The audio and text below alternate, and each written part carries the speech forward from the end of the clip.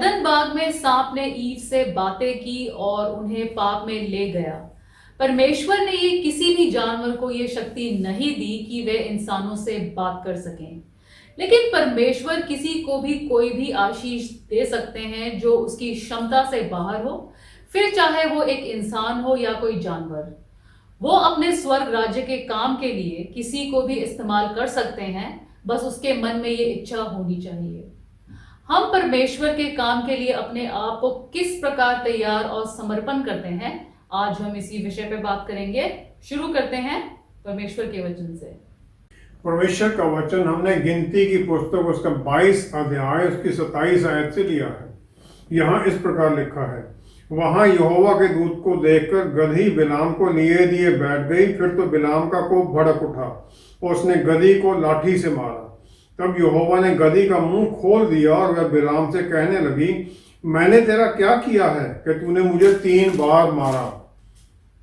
बिलाम ने गदही से कहा, यह कि तूने मुझसे नटखटी की। यदि मेरे हाथ में तलवार होती तो मैं तुझे अभी मार डालता। गदही ने बिलाम से कहा, क्या मैं तेरी वही गदही नहीं जिस पर तू जन्म से आज तक चढ़ता आया है? क्या मैं तुझसे कभी ऐसा करती थी? वह बोला, नहीं। तब यहोवा ने बिलाम की आंखें खोली और उसको यहोवा का दूत हाथ में नंगी तलवार लिए हुए मार्ग में खड़ा दिखाई पड़ा। तब वह झुक गया और मुंह के बल गिर के दंडवत की। परमेश्वर के वचन को पढ़े और सुने जाने से आशीष हो। आमीन। जब बलाम को मोआब के राजा बलाक ने इजरायली लोगों को श्रापित करने के लिए बुलाया, तो परमेश्वर ने उसे पहले रोका, फिर जाने दिया, और ये बार बार क्यों हुआ? नीति वचन 18 अध्याय उसकी 21 आयत में हम देखते हैं, जीव के वश में मृत्यु और जीवन दोनों होते हैं। गिनती 22 की 6 आयत में बलाक जो मोआब का राजा है, वो इजरायलियों से डर गया क्योंकि वो उससे बलवंत थे, उनका नंबर ज्यादा था।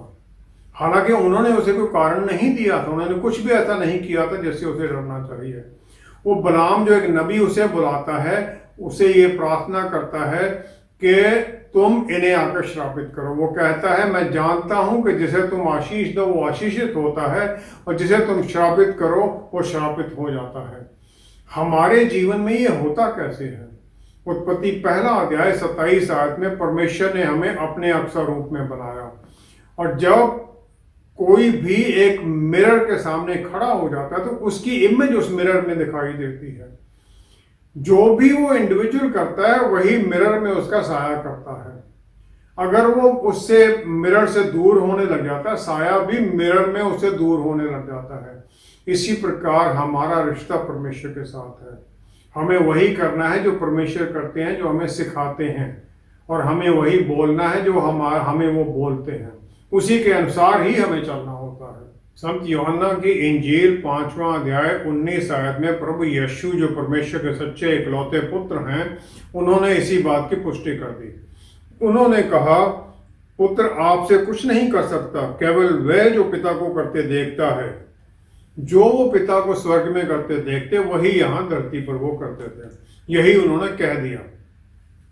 और परमेश्वर ने अपने वचन के द्वारा सब कुछ पैदा किया। जो उन्होंने कहा वो हो गया। इसी प्रकार जो परमेश्वर के साथ नजदीकी के रिश्ते में है, वो भी अपनी जुबान का फल इसी प्रकार अपने जीवन में देखता है। गिनती 22 अध्याय 6 आयत में बलाक जो मिडियान का राजा है, वो इजरायलियों को देखता है और बलाक नबी के पास संदेश भेजता है कि इन लोगों को मेरे निमित्त शाप दे, क्योंकि वे मुझसे अधिक बलवंत हैं। तब संभव है कि हम उन पर जयवंत हों और हम सब इनको अपने देश से मार कर निकाल दें। वो डर गया है, इजरायलियों ने उसे कुछ कहा नहीं है। लेकिन 12वीं आयत में परमेश्वर बलाम को मना कर देते हैं। वो कहते हैं, तू इनके संग मत जा, उन लोगों को शाप मत दे, क्योंकि वो आशीष के बागी हो चुके हैं। इजरायली लोगों को अब्राहम की आशीष, या जो तुझे आशीष देंगे तो वो मैं उन्हें आशीष दूंगा। लेकिन परमेश्वर जो भी बलाम श्राप देता उसे कैंसिल भी कर सकते थे, लेकिन वो परमेश्वर के वचन के खिलाफ हो जाता, क्योंकि उन्होंने इंसान को एक स्पीकिंग बोलने वाला इंसान बनाया था और उसके जुबान में ये शक्ति दे दी थी कि वो जो कहे हो सकता है। 15वीं आयत में अब बलाक ने दोबारा बलाम के पास भेजे और उसने हाकिम भेजे जो पहलों से प्रतिष्ठित और गिनती में भी अधिक थे, और उन्होंने उसे कहा, किसी कारण मना मत कर। संदेश है कि क्यों मैं निश्चित तेरी बड़ी प्रतिष्ठा करूंगा और जो कुछ तू मुझसे कहे वही मैं करूंगा। उसे उसने प्रलोभन दे दिया। अब परमेश्वर ने 20 आयत में बलाम के सामने 2 कंडीशन रख दी। उन्होंने कहा, जो तुझे बुलाने आए हैं, अगर ये तुझे तो बुलाने आते हैं तो तू उठकर उनके संग जा, परंतु जो बात मैं तुझसे कहूं उसी के अनुसार करना।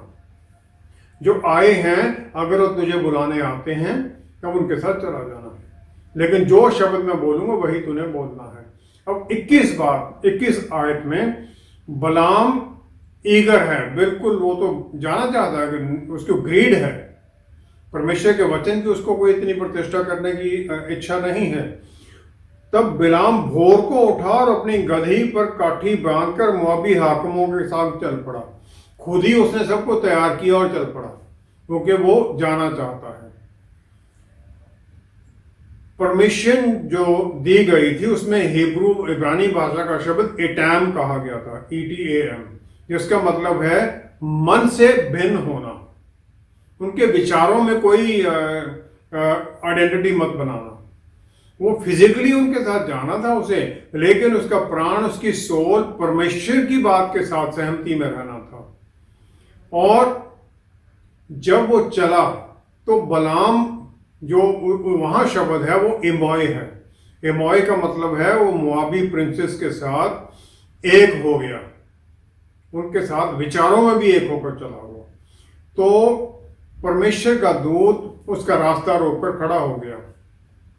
35वीं आयत में फिर हम देखते हैं परमेश्वर के स्वर्गदूत ने उसे फिर जाने की परमिशन दे दी। इन पुरुषों के संग तू चला जा, परंतु केवल वही बात कहना जो मैं तुझसे कहूंगा। यहां पर फिर वही इब्रानी भाषा का शब्द एटाई इस्तेमाल किया गया, एटाम की जगह पर। वहां वो कहते हैं कि तू इनके साथ पार्टनर मत बन जाना इनके प्लान के अंदर, जो मैं कहूंगा वही तूने बोलना है। परमेश्वर कभी भी कंफ्यूज नहीं होते कि उनको क्या चाहिए। पहली बार जब बलाम ने पूछा परमेश्वर से अपनी परमिशन के लिए, तो वो पहले ही वायलेशन थी उनकी आज्ञा के खिलाफ था वो, क्योंकि एक नबी का काम आशीष देना और एनकरेज करना है दूसरों को, किसी को श्रापित करना उनका काम नहीं है।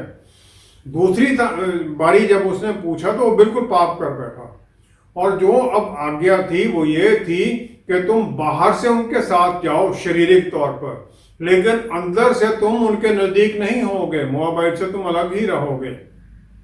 जो परमेश्वर की प्राइमरी विल है, जो पक्की इच्छा है, वो परमेश्वर, उन्होंने उसे परमिशन देने से मना कर दिया था। लेकिन सेकेंडरी या परमिसिव जो इच्छा है वो उन्होंने परमिशन दे दी। तो जाना चाहता है तो ये कंडीशन के साथ जाएगा। जहां पर हमारा मन होता है वही उत्तर हम सुनना चाहते हैं, और इसी बात को शैतान मिसयूज करता है और फिर हमें मिसलीड करने लग जाता है। हमारे मन में उल्टे सीधे विचार करता है कि जो अब तुमने मांगा हो गया, तुम तो बस चिंता मत करो। गिनती 31 अध्याय उसकी दूसरी आयत में मूसा को परमेश्वर ने पहले ही बता दिया था वो चट्टान पर मारने से कि अब तू इजरायलियों के साथ प्रॉमिस लैंड में नहीं जाएगा। अब उसे आज्ञा मिलती है, मिद्यानियों से इजरायलियों का बदला ले, बाद को तू अपने लोगों में जा मिलेगा। पहले तू ये बदला ले, उसके बाद you will be gathered to your people. अब ये उसे ये पूरा करना है तो दूसरा काम होगा। मूसा इसे डिले कर सकता था, कोशिश करे भी ठीक है बदला लेंगे, 10 साल बाद लेंगे, मैं बैठा रहूंगा तब तक, और लेकिन उसने ऐसा नहीं किया। इमीडिएटली उसने चुने लोग और मिद्यानियों पर हमला कर दिया। हमें परमेश्वर की आज्ञा मानना है अपने विचारों में, बोलने में और हर काम में, और ये किसी हाफ हार्टेड मैनर में नहीं करना कि हाँ चलो आधे उससे मन से कर देंगे। ये सच्ची आज्ञाकारिता में चलने के बारे में है। मूसा ने ये किया, आशीषित हुआ, सबसे बड़ा नबी माना गया। बलाम ने नहीं किया, लड़ाई में बलाम भी मारा गया उसके बाद में। परमेश्वर ने अपने नबी बलाम से डायरेक्ट बात करने की बजाय एक गधे का मुंह खोलकर उसे क्यों रोका? बलाम ने मोआबाइट प्रिंसेस के साथ जाने के द्वारा परमेश्वर की आज्ञा का उल्लंघन किया था। अब क्योंकि वो प्राइड से, अहंकार से भरा हुआ था और उसे ये अहंकार था कि मैंने परमेश्वर को परसुएड कर दिया, उसकी आज्ञा उसे मना लिया है, तो परमेश्वर ने भी एक अचंभित करने वाला तरीका उसे इंसान की सच्ची पहचान देने के लिए इस्तेमाल कर दिया। परमेश्वर सॉवरन हैं, उनकी जो सॉवरन इच्छा थी वो ये थी कि वो ना जाए, लेकिन उनकी जो परमिसिव इच्छा है, जो आज्ञा उन्होंने उसकी फ्री विल के कारण दे दी, वो ये था कि तुम जाओ लेकिन बोलना वही जो मैं कहूँगा। गिनती 22 में 22 से 35 आयत में परमेश्वर का स्वर्गदूत बलाम का रास्ता रोककर खड़ा हो जाता है, और ये 4 कारणों से होता है। पहला तो ये है कि जो इनिशियल पहली वार्निंग उसे दी गई थी कि जो शब्द मैं बोलूंगा तुम्हें वही बोलना है, उसे दोबारा बताना था। दूसरा ये था कि उसे उसके ऊपर ये जाहिर करना जरूरी था ताकि वो नम्र हो कि परमेश्वर अपने आप को एक गधे को जाहिर कर सकते हैं, और गधे को की आवाज के द्वारा उसे सच्चाई दिखाने की उन्होंने वो किया था, ताकि वो उसे दिखा दें कि परमेश्वर के साथ उसका रिश्ता कितना नजदीकी का था। गधा उससे बेटर उन्होंने जाहिर कर दिया। तीसरा, परमेश्वर ने बलाम को ये क्लियर कर दिया कि वो अपना मकसद पूरा करने के लिए एक जानवर को भी इस्तेमाल कर सकते हैं, और जो जुबान की जो शक्ति है वो भी परमेश्वर की आशीष है, और इसे उनकी इच्छा के अनुसार ही इस्तेमाल करना है। संत लूका की इंजील पहला अध्याय 20 आयत में गब्रियल स्वर्गदूत है जो कि भवन में जकारिया प्रीस्ट के सामने आता है और उसे फिर उसके घर में यूहन्ना बपतिस्मा देने वाले के जन्म के बारे में बोलता है। लेकिन क्योंकि वो उसकी बात पर शक करता है ताकि वो कहीं और कोई गलत बात ना कह दे, तो वो उसे कह देता है जिस दिन तक ये बातें पूरी ना हो उस दिन तक तू मौन रहेगा और बोल ना सकेगा, इसलिए कि तूने मेरी बातों की जो अपने समय पर पूरी होंगी प्रतीति ना की। उसे उन्होंने मौन कर दिया, उसे म्यूट कर दिया। चौथा है, जो स्वर्गदूत है बलाम का रास्ता रोके हुए है, वो स्वर्गदूत दया का स्वर्गदूत है। उसे डराने के लिए था कि वो परमेश्वर की आज्ञा माने, उसे या किसी और को नुकसान पहुंचाने के लिए नहीं थे। बलाम को जाने दिया गया, क्वेश्चन फिर वही है, आज्ञा फिर वही है, जो मैं बोलूं तुमने वही कहना है। लेकिन बलाम और उसके साथ जो लोग थे वो लोग गधे की आवाज सुनकर अचंभित क्यों नहीं हुए? यहाँ कुछ भी नहीं लिखा गया है।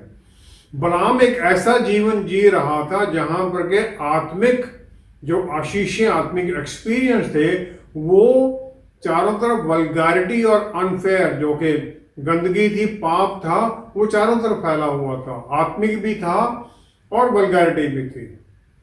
ये उसकी अपनी इच्छा में जाहिर होता है कि वो एकदम तैयार है जाने के लिए मिद्यानियों के साथ, हालांकि परमेश्वर ने उसे वार्निंग भी दी थी कि इजरायली लोग आशीषित लोग हैं। वो अपने अहंकार और लोभ से इतना अंधा हो गया था कि वो परमेश्वर की आज्ञा को भी भूल चुका था कि तुम उन्हें श्रापित नहीं कर सकते हो। और यही बात उसने, जो बलाक के दूत आए थे उन्हें भी उसने बताया नहीं, उन्हें सिर्फ यही कहा, परमेश्वर ने मना कर दिया है। परमेश्वर ने पूरे संसार में अलग अलग तरीके से एनिमल्स और बीस्ट को इस्तेमाल किया है तो पुराने नियम में, ताकि वो लोगों को बता सकें किस प्रकार उन्हें दंड देना है या उन्हें कोई बात बताई जा सके। शैतान ने सांप को अदन बाग में इस्तेमाल किया और परमेश्वर ने यह होने दिया। पहला राजा 17 अध्याय 3-4 आयत में एलिया नबी को परमेश्वर आज्ञा देते हैं कि तू करीत नामक नाले में जो यर्दन के पूर्व में है छिप जा, उसी नाली का तू पानी पिया कर, और मैंने कौवों को आज्ञा दी है कि वे तुझे खिलाएं। कौवे उसके लिए खाना लेके जाते हैं। फिर दूसरा राजा दूसरा अध्याय 23-24वीं आयत में कुछ लोग हैं जो बेथेल में एलीशा नबी को चिढ़ाते हैं और वो उन्हें श्राप कर देता है। और जंगल में से 2 रीछनियों ने निकलकर उनमें से 42 लड़के फाड़ डाले। 2 रीछ निकल आए और 42 लड़कों को उन्होंने मार डाला। पहला राजा 13वां अध्याय। एक नबी है जैसे कि जेरोबोआम के पास परमेश्वर भेजते हैं नॉर्दर्न किंगडम में, जो 10 ट्राइब हैं।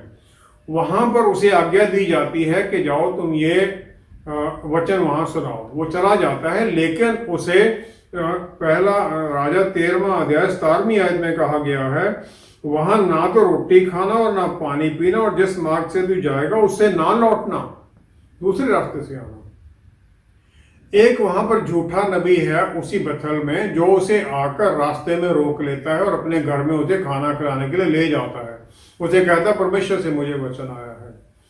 24-25वीं आयत में लिखा है, तब जो वो नबी आया था बाहर से यहूदा से, वो जब मार्ग से चल रहा था तो एक सिंह उसे मिला और उसको मार डाला, और उसका शव मार्ग पर पड़ा रहा, और गधा उसके पास खड़ा रहा, और सिंह भी शव के पास खड़ा रहा। शेर और गधा दोनों खड़े हैं, मारा सिर्फ उस नबी को है शेर ने। जो लोग उधर से चले जा रहे थे उन्होंने ये देखकर कि मार्ग पर एक शव पड़ा है और उसके पास सिंह खड़ा है और उस नगर में जाकर वहां वह बूढ़ा नबी रहता था, यह समाचार सुनाया। लोग जा रहे हैं पास से, शेर उन्हें कुछ नहीं कहता, उन्हें उससे कोई खतरा नहीं है, क्योंकि उसे आज्ञा सिर्फ दंडित करना है उस नबी को ही। योना नबी की पुस्तक उसका पहला अध्याय उसकी 17वीं आयत। योना पहला अध्याय 17वीं आयत में योना नबी को परमेश्वर आज्ञा देते निनवे जाने के लिए कि वहां जाकर उन्हें बता कि वो रिपेंट करें, तौबा करें अपने पापों की। लेकिन वो तार्शीश की तरफ जाने के लिए जहाज पकड़ लेता है, और क्योंकि तूफान आ जाता है तो लोग उसे समुद्र में फेंक देते हैं। लेकिन उसे बचाने के लिए और उसे एक रास्ता दिखाने के लिए आज्ञाकारिता का, तो परमेश्वर ने योना पहला 17वीं आयत में लिखा है, यहोवा ने एक बड़ा सा मच्छ ठहराया था कि योना को निगले, और योना उस महामच्छ के पेट में 3 दिन और 3 रात पड़ा रहा। फिर उसने प्रार्थना की और जिंदा बाहर आ गया। मत्ती 17 की 24 से 27 आयत में टेम्पल टैक्स के बारे में, जो हर एक यहूदी को जो भवन था परमेश्वर, उसके लिए टैक्स देना पड़ता था हर साल। लेकिन परमेश्वर के पुत्र को तो यह टैक्स लागू नहीं था, क्योंकि उसी के लिए तो ये भवन है, उसी की तो वहां आराधना हो रही है। जब पतरस रसूल को ये बोलते हैं यहूदी लीडर, तो 27वीं आयत में प्रभु यीशु ने उसे आज्ञा दी कि तू झील के किनारे जाकर बंसी डाल, और जो मछली पहले निकले उसे ले, उसका मुंह खोलने पर तुझे एक सिक्का मिलेगा, उसी को लेकर मेरे और अपने बदले उन्हें टैक्स दे देना।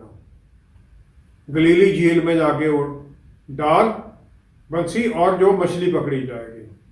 परमेश्वर ने सब कुछ अपने खुशी आनंद के लिए, अपनी महिमा प्रकट करने के लिए बनाया है, और फिर वो इस क्रिएशन के किसी भी चीज को इस्तेमाल कर सकते हैं कि वो आशीष दे सकें या उसके द्वारा दंडित भी कर सकें किसी को। बलाम ने कोशिश की थी कि मोआबाइट जो प्रिंसेस है उनके साथ एक मन में होकर उनकी प्लान के अनुसार जाए। बलाक के साथ उसकी प्लान में वो लग गया, जो उसको बुलाने आए थे उनके साथ वो बिल्कुल एक संगी हो गया।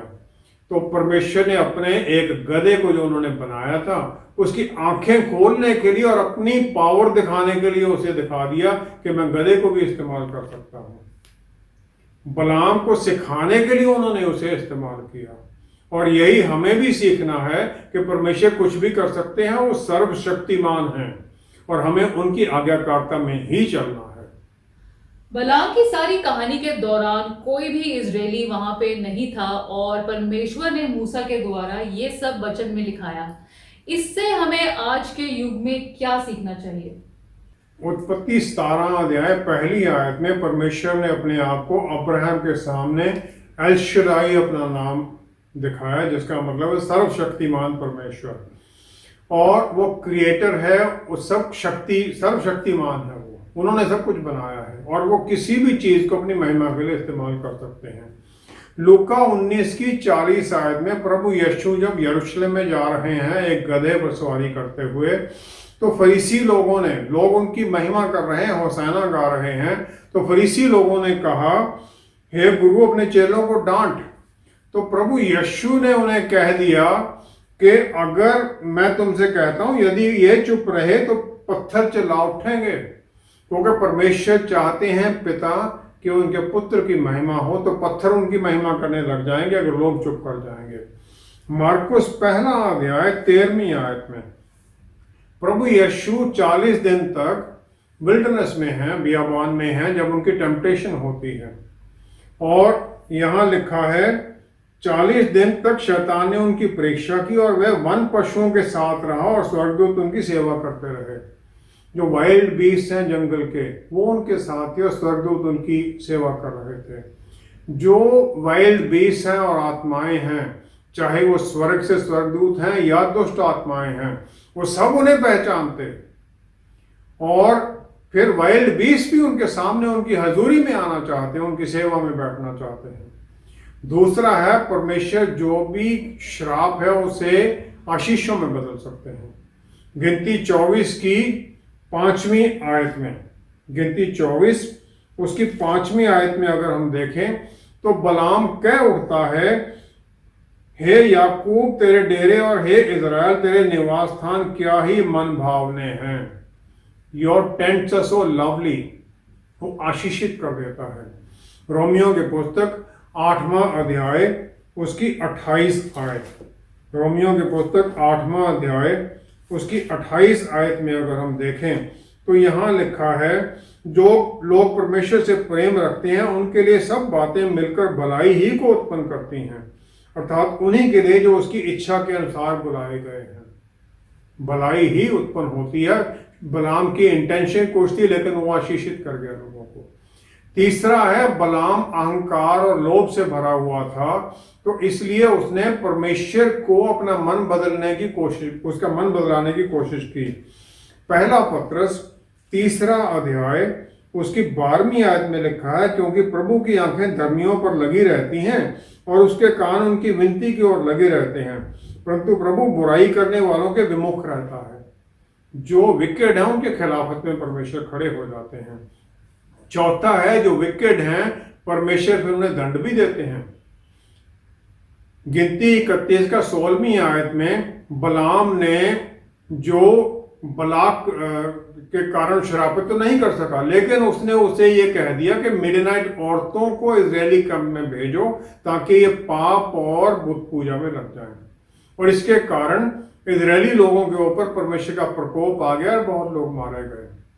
यहोशू 13 की 22 आयत में बलाम फिर युद्ध में इजरायली मार देते हैं, उसे वो मारा जाता है वहां पर, क्योंकि उसे परमेश्वर ने दंडित करना ही करना है। 5वां है, 1 यूहन्ना 4 अध्याय 8वीं आयत। परमेश्वर प्यार है और उनका प्यार उनके न्याय के ऊपर हावी हो जाता है, जो हम देखते हैं उनके पुत्र के द्वारा। हमें न्याय दंड मिलना चाहिए था, लेकिन उनके पुत्र के द्वारा हमें माफी मिल जाती है पापों से। इजरायली लोग तो ये जानते भी नहीं थे कि ये उनके चारों तरफ हो क्या रहा है, लेकिन परमेश्वर ने ये इंश्योर कर दिया, पक्का कर दिया कि उन्हें किसी तरह का कोई नुकसान ना हो। रोमियो के पुस्तक 8वां अध्याय 26-27 आयत में हम देखते हैं, पवित्र आत्मा परमेश्वर हमारे लिए विनती करते हैं और मनों को जांचने वाला जानता है कि आत्मा की मंशा क्या है, क्योंकि वह पवित्र लोगों के लिए परमेश्वर की इच्छा के अनुसार विनती करता है। According to the will of God, Holy Spirit हमारे लिए प्रार्थना करते हैं। हम जानते भी नहीं, इस प्रकार पवित्र आत्मा के द्वारा हमें अनगिनत तरीकों से आशीषें मिलती रहती हैं। छठा है, परमेश्वर फ्री विल देते हैं कि उनकी आज्ञा माने या ना माने। परमेश्वर ने बलाम को अपनी परफेक्ट विल के अनुसार उसे मना कर दिया कि मत जाओ, लेकिन उसने लोभ में आकर फिर परमेश्वर से प्रार्थना की कि मुझे जाने दीजिए, और उन्होंने उसे अपनी परमिसिव विल के अनुसार उसे भेज दिया। जब हम उनकी परफेक्ट विल से बाहर निकल जाते हैं तो उसके सदा के लिए हमारे ऊपर असर भी पड़ता है, कॉन्सिक्वेंसेस भी हमारे ऊपर आते हैं, क्योंकि उनकी इच्छा से हम बाहर निकले हुए हैं, अपनी इच्छा में चल रहे हैं। जो ये कहानी है बलाक या बलाम या इजराइलियों के बारे में भी नहीं है, ये कहानी है परमेश्वर के बारे में, उनके प्यार के बारे में, अपने लोगों के लिए उनका प्यार कितना है, और फिर उन लोगों के लिए जो कि उनके लिए अलग होना चाहते हैं, चुने हुए लोग जो हैं, जैसे हम लोग चुने हुए हैं, इजरायली लोग चुने हुए हैं, विश्वासी होते हुए हम जो इस दुनिया के दूसरे विश्वास वाले, दूसरे धर्मों वाले लोग हैं, उनके लिए हम एलियन हो जाते हैं, वो हमें अपना दुश्मन मानने लग जाते हैं। लेकिन हमें आज्ञा दी गई है कि जो हमारा नेबर है, जिससे हम मिलते हैं, उससे हम प्यार करें, और इस प्रकार हम परमेश्वर का प्यार उनके ऊपर जाहिर करते हैं। मिडियनाइट्स लोगों के पास कोई कारण नहीं था कि वो इजरायली लोगों से नफरत करें, उन्हें नुकसान पहुंचाने की कोशिश करें, लेकिन उन्होंने ये किया और फिर उसके लिए उन्हें दंड भी मिला। मत्ती 5:39 आयत में प्रभु यीशु ने हमें आज्ञा दी है, मत्ती 5:39 आयत में उन्होंने कहा कि बुरे का सामना ना करना, परंतु जो कोई तेरे दाहिने गाल पर थप्पड़ मारे उसकी ओर दूसरा भी फेर दे। अपना प्यार उस पर जाहिर करो, और फिर हमारी प्रार्थनाएं असर लाने लग जाती हैं, ताकि हम प्रार्थना करते हैं उनके मनों को परमेश्वर बदलने लग जाते हैं, और फिर हम परमेश्वर के सामने धर्मी ठहराए जाते हैं। और कोई हमें श्रापित करना भी चाहता है, तब भी वो हमें श्राप नहीं दे सकता है। बलाक ने बलाम के द्वारा 3 बार कोशिश की, बलि दी गई, सब कुछ किया गया, लेकिन बलाम इजरायली लोगों को श्रापित नहीं कर सका। जब फिर हम अहंकार में आ जाते हैं तो हम इस बात के लिए भी तैयार रहें कि परमेश्वर किसी भी तरह से हमें दंडित कर सकते हैं, फिर वो कोई जानवर है या इंसान है या किसी भी तरह से, नेचुरल हो, अननेचुरल हो, सुपर नेचुरल हो, किसी भी तरीके से हमें दंड मिल सकता है, और सदा के लिए दंड तो मिलना ही मिलना है, नरक में तो जाना ही जाना है उनकी आज्ञा से बाहर निकलने के कारण। इसलिए हम प्रार्थना के द्वारा, वचन के द्वारा, जो उनकी इच्छा है उसमें चलने की ही कोशिश करें। जब हम उसमें चलने लग जाते हैं तो उनकी आज्ञा में चल रहे हैं और उनकी आशीषों के हकदार होते हैं, फिर कोई दूसरा हमारे नुकसान नहीं पहुंचा सकता। परमेश्वर हमारा बल और हमारी ढाल बन जाते हैं, हमें सुरक्षा देने लग जाते हैं। आइए हम प्रार्थना करें। यहोवा एडोनाय, सर्वशक्तिमान परमेश्वर, हम आपका धन्यवाद करते हैं। क्या ही धन्य है आप कि आपने हमें चुना, अपने परिवार का हिस्सा बनाया। हम आपकी आशीष में हैं, क्योंकि पवित्र आत्मा परमेश्वर हमारे भीतर हमें सिखाते हुए दिन प्रतिदिन बदलते हैं उस अक्स और रूप में जिसमें आपने हमें बनाया, और जिसे आपने अपने बेटे, अपना अक्स और रूप अपने प्यारे बेटे प्रभु यीशु में जाहिर कर दिया, और दिन प्रतिदिन हम उसी में ही बदलते जाते हैं। हमें आशीष दीजिए कि हम आपकी आज्ञाकारिता में बने रहें, हम दूसरों की भलाई के लिए काम करें, क्योंकि आप सबसे प्यार करते हैं, दुष्ट से भी आप प्यार करते हैं। तो फिर हमारे लिए किसी को भी न्याय करने का अधिकार नहीं है। हम हर एक इंसान के लिए आशीष का कारण बनने की कोशिश करें, ताकि फिर हमारे जीवन के द्वारा आपको महिमा मिले।